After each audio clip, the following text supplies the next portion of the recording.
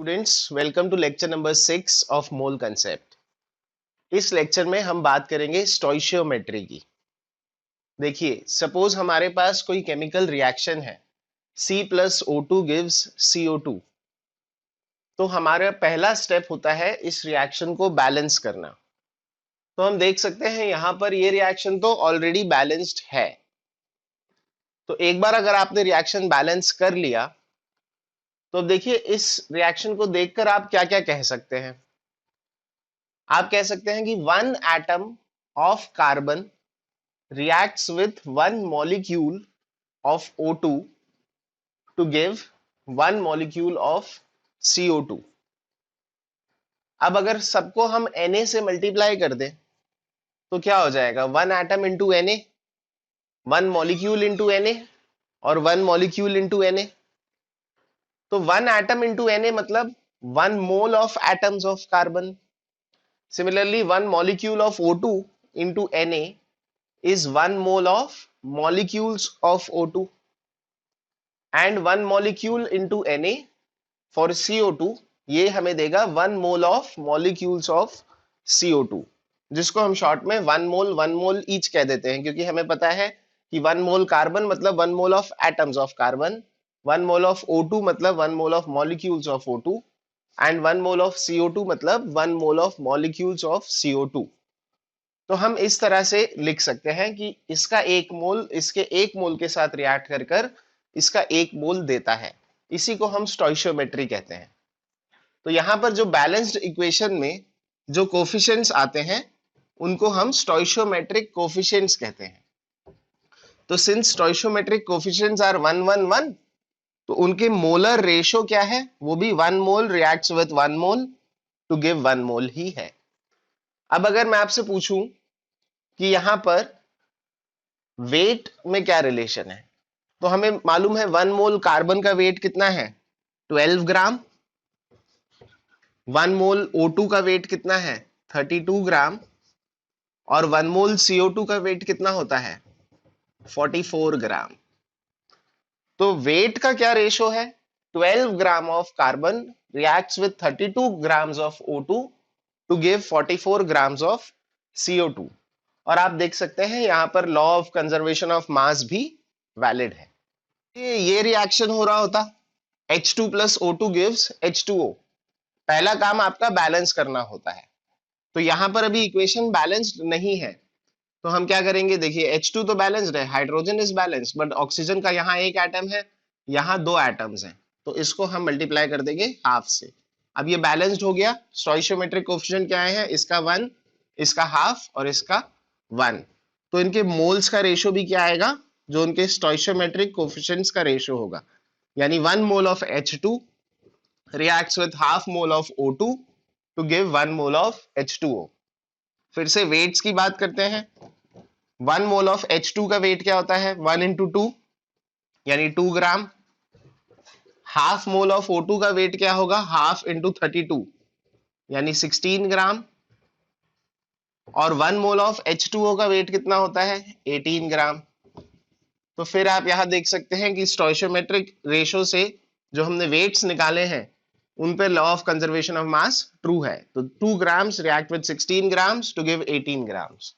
मान लीजिए अगर आपसे क्वेश्चन पूछा जाता कि 1 ग्राम ऑफ H2 है, उसको रिएक्ट करने के लिए कितने ग्राम O2 के लगेंगे, तो ये रेशो, इसी रेशो को आप यूज कर सकते हैं। अगर आपने एक बार ग्राम्स का रेशो निकाल लिया कि 2 ग्राम्स रिएक्ट विद 16 ग्राम, तो 1 ग्राम किससे रिएक्ट करेगा, 8 ग्राम से।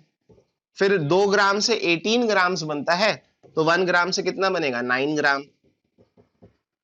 देख लीजिए यहां पे भी law of conservation of mass true है। ऐसे और कॉम्प्लेक्स रिएक्शंस देखते हैं, जैसे ये है CH4 plus O2 give CO2 plus H2O। ये कंबशन रिएक्शन है। कंबशन रिएक्शन का मतलब क्या होता है, O2 के साथ रिएक्शन, दैट्स इट, उसको हम कंबशन कहते हैं।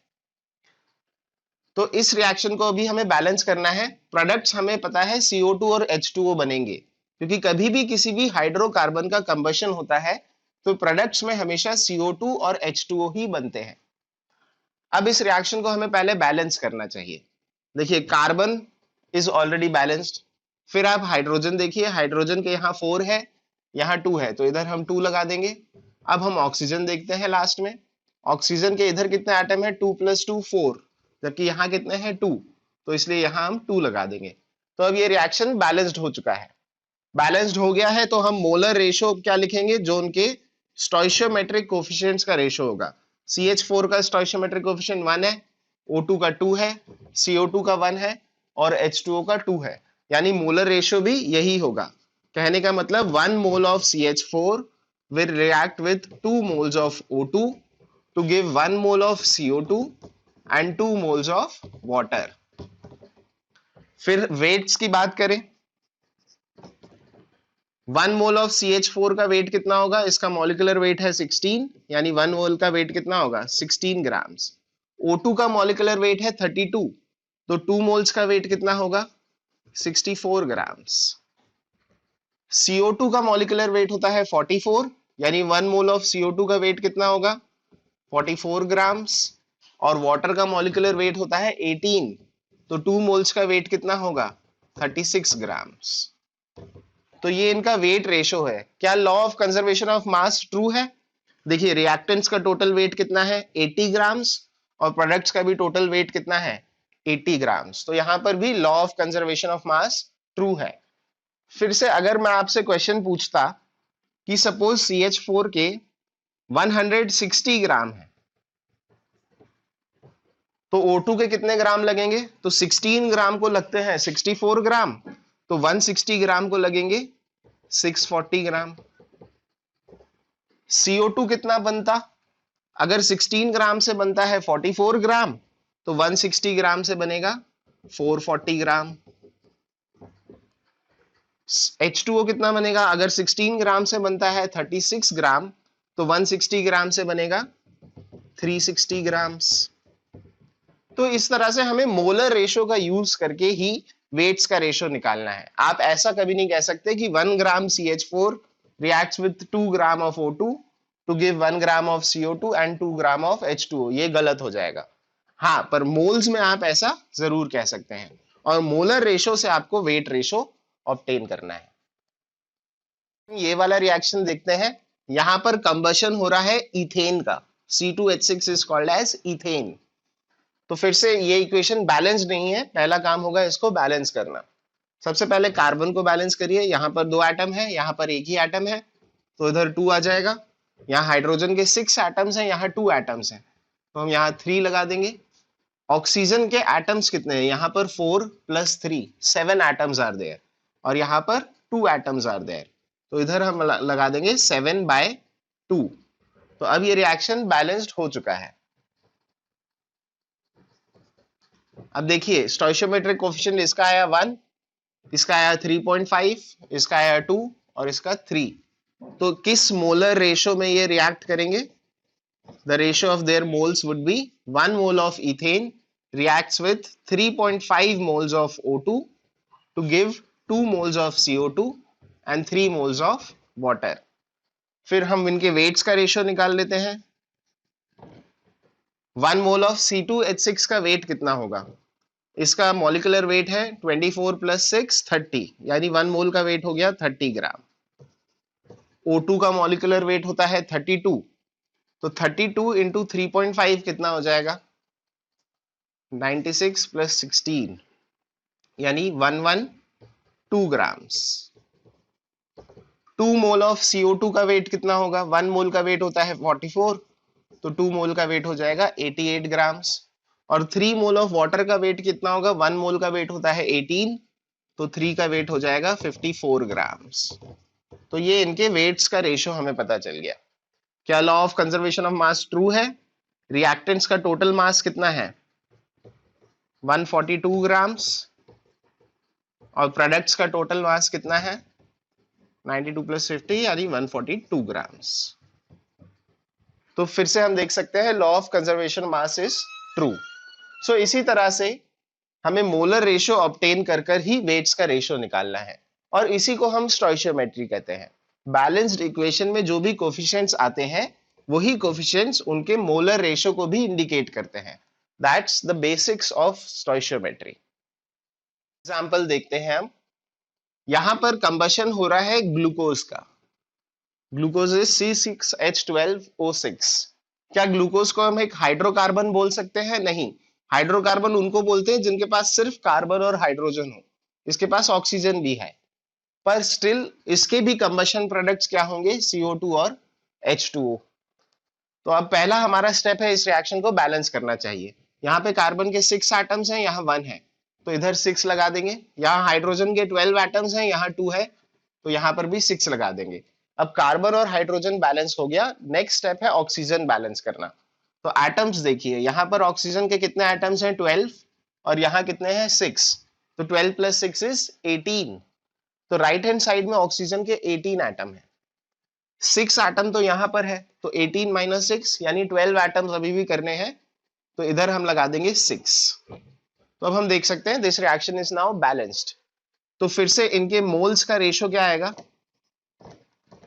1 mole of glucose reacts with 6 moles of O2 to give 6 moles of CO2 and 6 moles of water। अगर मैं इनके वेट्स का रेशियो निकालूं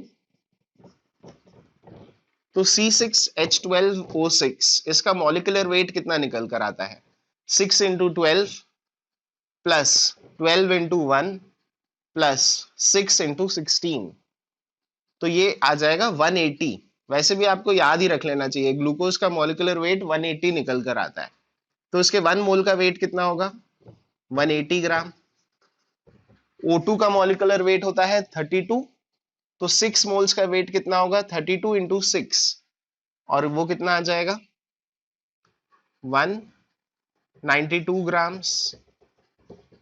CO2 का मॉलिक्यूलर वेट होता है 44, तो 6 मोल्स का वेट कितना होगा? 44 × 6, यानी ये आ जाएगा 264 ग्राम्स। और वाटर का मॉलिक्यूलर वेट होता है 18, तो 18 × 6, यानी ये आ जाएगा 108 ग्राम्स। तो ये है इनके ग्राम्स का ratio. 180 gram will react with 192 grams to give 264 gram and 108 ग्राम। अगर मैं कहता 18 ग्राम ग्लूकोज को रिएक्ट करने के लिए कितने ग्राम O2 की जरूरत है? तो 180 को 192 चाहिए, तो 18 को कितना चाहिए होगा? 19.2। फिर 18 ग्राम से ये कितना बनेगा? 26.4, और ये कितना बनेगा? 10.8। तो इस तरह से आपको कुछ भी वेट दिया हो, आप रेशो सिंपल यूनिटरी मेथड लगाकर भी आंसर निकाल सकते हैं। क्या law of conservation of mass true है? इनका टोटल वेट कितना हो गया? 180 + 192 मतलब 372 ग्राम्स, और इन दोनों का भी टोटल वेट कितना हो गया? 264 + 108 यानी 372 ग्राम्स। तो हम देख सकते हैं law of conservation of mass is again true, it is always true. एक लास्ट एग्जांपल देखते हैं। यहां पर N2 + H2 gives NH3 is there। सो इसको बैलेंस करना है। यहाँ पर 2 एटम्स हैं N के, यहाँ पर एक ही है, तो इधर 2 लगा देंगे। अब हाइड्रोजन के यहाँ 6 एटम्स हो गए, यहाँ 2 ही है, तो इधर हम 3 लगा देंगे। तो बताइए मोल्स का रेशियो क्या आ जाएगा? मोल्स का रेशियो आ जाएगा 1 mole of N2 reacts with 3 moles of H2 to give 2 moles of ammonia। 1 mole of N2 का वेट कितना होगा? N2 का मॉलिक्यूलर वेट है 28, तो 1 मोल का वेट कितना हो जाएगा? 28 ग्राम्स। H2 का मॉलिक्यूलर वेट कितना है? 2, तो 3 मोल का वेट कितना हो जाएगा? 6 ग्राम्स। अमोनिया का मॉलिक्यूलर वेट कितना है? 14 + 3 यानी 17, तो 2 मोल्स का वेट कितना हो जाएगा? 34 ग्राम्स। तो फिर आप देख सकते हैं law of conservation of mass is true. अब हम एक एग्जाम्पल प्रॉब्लम करते हैं। एक बार आप वीडियो को पॉज करिए और खुद से अटेम्प्ट करिए ये क्वेश्चन, उसके बाद आप सोल्यूशन देखिए। तो होपफुली आपने क्वेश्चन कर लिया होगा। Now I am writing the solution. देखिए यहां क्या कह रहा है, CaCO3 decomposes to give CaO and CO2। Decomposition reaction भी एक टाइप का रिएक्शन है जिसमें हम किसी कंपाउंड को हीट करते हैं, और हीट करने से वो 2 छोटे कंपाउंड्स में ब्रेक हो जाता है, डीकम्पोज हो जाता है। तो अगर मैं रिएक्शन की बात करूं तो ये रिएक्शन को किस तरह से रिप्रेजेंट किया जा सकता है? CaCO3 ऑन हीटिंग हीट का सिंबल इस तरह से बनाया जाता है, CaCO3 on heating gives CaO calcium oxide and CO2। तो CaO प्लस CO2, हम देख सकते हैं ये रिएक्शन तो ऑलरेडी बैलेंस्ड है, तो अब हमें इसको बैलेंस करने की जरूरत नहीं है। अब यहां पर कोफिशिएंट्स क्या है, 1 1 एंड 1। तो किस मोलर रेशो में ये दोनों रिएक्ट करते हैं, ये सब रिएक्ट करते हैं 1 mole of CaCO3 will give you 1 mole of CaO and 1 mole of CO2। ये मोलर रेशो हमेशा ट्रू रहेगा, अगर इसका 1 मोल है तो इसका 1 मोल बनेगा और इसका 1 मोल बनेगा। यदि इसके 2 मोल है तो इसके 2 मोल बनेंगे, इसके 2 मोल बनेंगे। यदि इसका हाफ मोल है तो इसके हाफ मोल बनेंगे, इसके हाफ मोल बनेंगे। अब क्वेश्चन में हमें दिया क्या है, हमें क्या इसके मोल्स दिए हैं, नहीं, हमें इसका वेट दिया है। तो हम पहले तो इसका वेट लिख लेते हैं। हमें इसका वेट दिया गया है 2.5 ग्राम। तो देखिए केमिस्ट्री में ग्राम से तो कुछ नहीं होता है, आपको मोल्स तो निकालने ही पड़ते हैं। तो गिवन मोल्स कितने दिए हैं पहले वो निकाल लेते हैं। ये तो मोलर रेशो है, there molar ratio is 1:1:1, but given moles हमें निकालने हैं। तो वेट दिया हुआ है और वेट अपॉन मॉलिक्यूलर वेट से मोल्स आ जाएंगे। CuCO3 का मॉलिक्यूलर वेट कितना होता है, कैल्शियम का 40, कार्बन का 12, तो 40 प्लस 12 इज 52, और ऑक्सीजन का 16, तो 16 इंटू 3 इज 48, 52 प्लस 48 इज 100। तो CaCO3 का मॉलिक्यूलर वेट तो 100 ही है, तो इसके मोल्स कितने आ गए, 2.5 अपॉन 100 मोल्स। अब अगर इसके 1 मोल से 1 मोल और 1 मोल बनता है, तो 2.5 अपॉन 100 मोल से भी 2.5 अपॉन 100 और 2.5 अपॉन 100 मोल्स ही बनेंगे।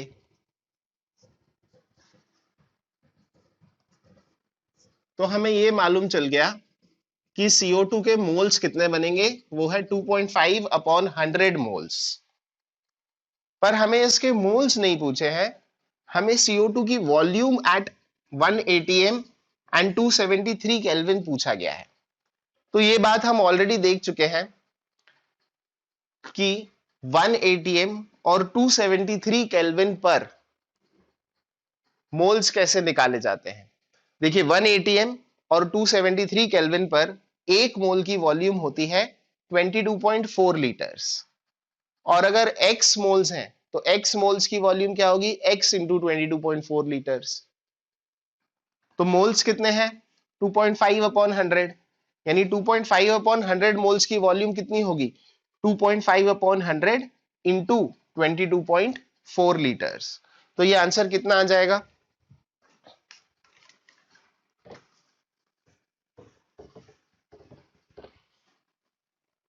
हमने मोल्स निकाल लिए हैं CO2 के 2.5 अपॉन 100, तो वॉल्यूम ऑफ CO2 कितनी हो जाएगी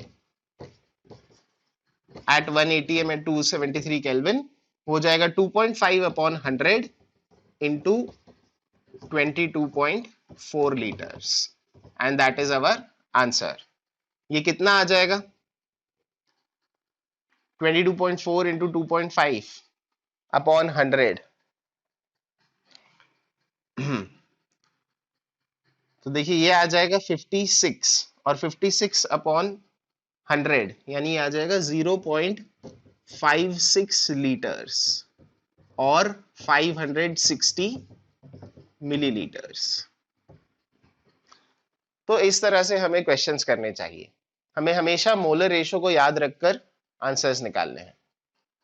अवर नेक्स्ट क्वेश्चन, क्वेश्चन में पूछा गया है, पहले तो आपको ये रिएक्शन दे दी गई है, पूछा गया है अगर 10 मोल ऑफ एल्यूमिनियम सल्फेट है तो 10 मोल्स ऑफ एल्यूमिनियम सल्फेट को कंप्लीटली रिएक्ट करने के लिए BaCl2 के कितने मोल्स चाहिए होंगे।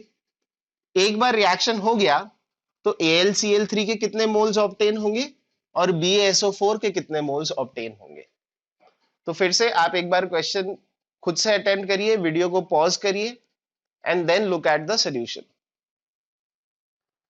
चलिए, hopefully you must have done the question, now we will see the solution. देखिए first step is always balancing the reaction. तो हम देख सकते हैं कि ये रिएक्शन बैलेंस्ड नहीं है, तो पहले हम एल्यूमिनियम से स्टार्ट करते हैं। यहाँ पर एल्यूमिनियम के 2 एटम है, यहाँ एक ही एटम है, तो इधर 2 से मल्टीप्लाई कर देंगे।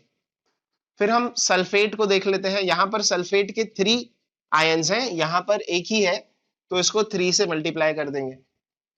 अब सल्फेट भी बैलेंस हो गया और एल्यूमिनियम भी बैलेंस्ड हो गया। फिर देखते हैं क्लोरीन। यहाँ पर क्लोरीन के 2 एटम है, यहाँ पर 6 एटम है, तो इधर इंटू 3 कर देंगे। और बेरियम आप देख रहे हैं, बेरियम तो ऑटोमेटिकली बैलेंस हो गया। यानी ये किस मोलर रेशो में रिएक्ट करते हैं? हम इनके स्टोइशियोमेट्रिक कोफिशिएंट को देखकर the molar ratio in which they react वो लिख सकते हैं। इसका कोफिशिएंट है 1, इसका है 3, इसका है 2 और इसका है 3। तो जो स्टोइशियोमेट्रिक कोफिशिएंट है वही मोलर रेशो भी होगा।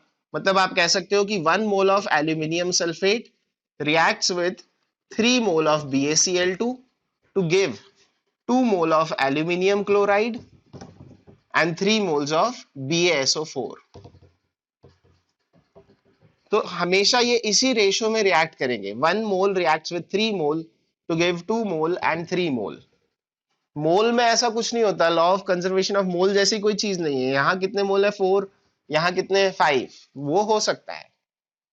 तो अब पूछा क्या गया है, अगर 10 मोल है तो इसके कितने मोल लगेंगे? 1 को लगते हैं 3, तो 10 को कितने मोल लगेंगे? 30। फिर अगर इसके 1 मोल से इसके 2 मोल बनते हैं तो 10 से कितने बनेंगे? 20। अगर इसके 1 मोल से इसके 3 मोल बनते हैं तो 10 से कितने बनेंगे? 30। तो हमारा आंसर क्या हो गया? 30 moles of BaCl2, 20 moles of AlCl3 and 30 moles of BaSO4। Last question देखते हैं इस लेक्चर का। यहां पर हमें दिया गया है 54 grams of water will react with how many grams of SO3 and after reaction how many grams of H2SO4 will be produced।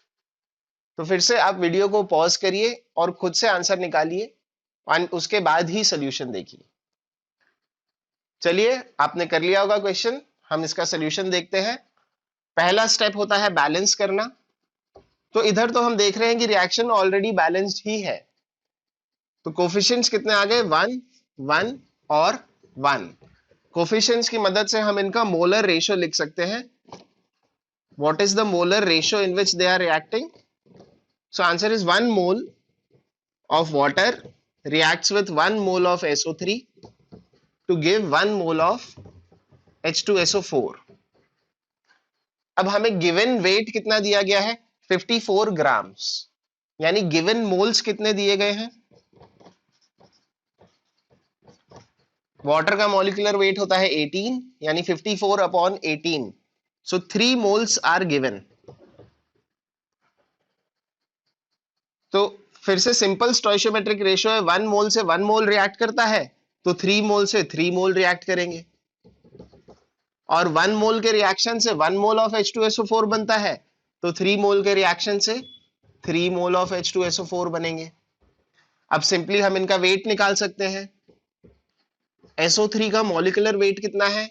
Sulphur का 32, ऑक्सीजन का 16, तो 32 प्लस 3 इंटू 16 यानी 32 प्लस 48, तो 80 ग्राम है। तो नंबर ऑफ मोल्स हैं 3, मॉलिक्यूलर वेट है 80, यानी वेट कितना आ गया? 3 इंटू 80, तो 240 ग्राम्स SO3 के लगेंगे 54 ग्राम ऑफ वाटर के साथ रिएक्शन करने के लिए। फिर H2SO4 कितना ऑब्टेन हुआ? H2SO4 का मॉलिक्यूलर वेट कितना है? 2 प्लस 32 प्लस 4 इंटू 16, तो ये आ जाएगा 98। यानी इसका कितना वेट प्रोड्यूस हुआ? 3 इंटू 98, और वो कितना आ जाएगा? 294 ग्राम्स। तो ये हमारा आंसर है। क्या law of conservation of mass true है? तो हाँ है। 54 plus 240 gives 294 gram. So that is our answer. तो इस लेक्चर में हमने कुछ बेसिक्स कवर करे हैं स्टोइशियोमेट्री के। Problems are easy, it's not that hard. आपको सिर्फ मोलर रेशियो निकालना है फ्रॉम द बैलेंस्ड इक्वेशन। एक बार मोलर रेशियो आ गया तो इस मोलर रेशो को यूज करके आप कुछ भी निकाल सकते हैं। अगर वेट्स दिया है तो मोल्स निकाल सकते हैं। मोल्स अगर आपने ऑब्टेन कर लिए और सपोज आपसे वॉल्यूम पूछी है तो मोल इंटू 22.4 या 22.7 करके वॉल्यूम निकाल सकते हैं। सपोज मैं मॉलिक्यूल्स पूछता तो 3 इंटू एन ए करके आप मॉलिक्यूल्स भी निकाल सकते हैं। तो हम ये सारी चीजें ऑब्टेन कर सकते हैं सिंपल, अगर हम इक्वेशन को बैलेंस अच्छे से कर दें तो। नेक्स्ट लेक्चर में we will cover the topic of limiting reagent. चलिए, थैंक यू।